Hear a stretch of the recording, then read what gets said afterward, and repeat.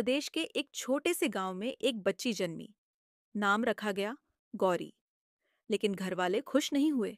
गौरी गरीब किसान परिवार की बेटी थी। पिता मजदूरी करके घर चलाते और माँ घर घर जाकर दूसरों के कपड़े धोया करती। घर इतना तंगहाल था कि कभी पेट भरने को अनाज नहीं मिलता। बेटा न होने के कारण पिता अक्सर माँ से कहते, ये बेटी हमारे किस काम की? पढ़ाई लिखाई में पैसा क्यों बर्बाद करें? कल किसी के घर ब्याह देंगे, बोझ उतर जाएगा। गौरी जब 5 साल की हुई तो पास के सरकारी स्कूल में खुद ही चली गई। उसे किताबों से प्यार था।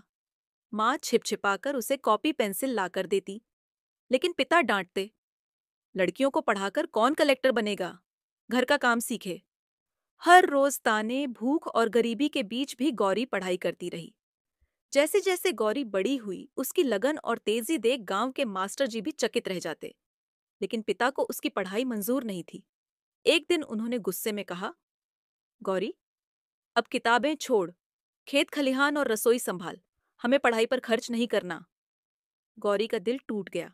माँ ने भी मजबूरी जताई, बेटी, तेरे पापा सही कहते हैं। हमारी औकात कहाँ कि तुझे पढ़ाए। उसी दिन गौरी ने महसूस किया कि वह अपने ही घर में बोझ है। आंसू बहते रहे, लेकिन हिम्मत नहीं टूटी। पढ़ाई जारी रखने के लिए गौरी ने पास के गांव में छोटे बच्चों को ट्यूशन पढ़ाना शुरू किया। जो पैसे मिलते, उसी से अपनी पढ़ाई का खर्च उठाती। कई बार भूखी सोती, लेकिन किताबों से नाता नहीं तोड़ा। गांव के लोग हंसते, लड़की होकर इतनी पढ़ाई करेगी, शादी के बाद झाड़ू पोछा ही करना है। लेकिन गौरी के मन में सपना था, आईएएस बनकर सबको दिखाना है। जब गौरी इंटर पास हुई तो पिता ने बिना उसकी मर्जी के शादी तय कर दी। पति शहर में एक छोटा व्यापारी था। गौरी ने सोचा, शायद अब मुझे पढ़ाई का साथ मिलेगा।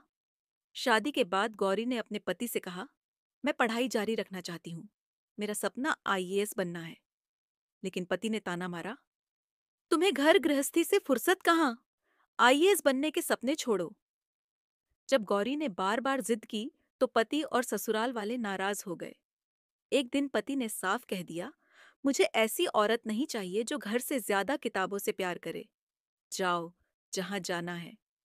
और गौरी को ठुकराकर मायके भेज दिया गया। अब गौरी पूरी तरह अकेली थी। मायके लौटकर पिता ने भी कहा, हमने कहा था पढ़ाई लिखाई लड़कियों के लिए नहीं। अब देख लो नतीजा, हमारे घर मत रहो। माँ भी लाचार थी। गौरी को घर से निकाल दिया गया। उस रात गौरी ने आकाश की ओर देखकर कहा, भगवान, सबने मुझे ठुकरा दिया। अब मैं खुद अपनी ताकत बनूंगी। जब तक सांस है हार नहीं मानूंगी। गौरी ने शहर का रुख किया। वहां उसने छोटे बच्चों को पढ़ाकर अपना खर्च निकाला और साथ ही सिविल सर्विस की तैयारी शुरू की। दिन में मेहनत की कमाई और रात को किताबों के साथ संघर्ष। कई बार चाय पानी पर दिन निकाल देती, लेकिन हिम्मत नहीं छोड़ी।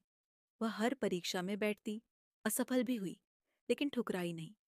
कई सालों की मेहनत के बाद आखिरकार गौरी का सपना पूरा हुआ।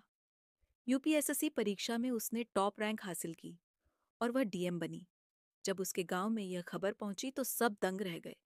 वही लोग जो कभी कहते थे लड़कियां कुछ नहीं कर सकती, अब उसकी तारीफ करने लगे।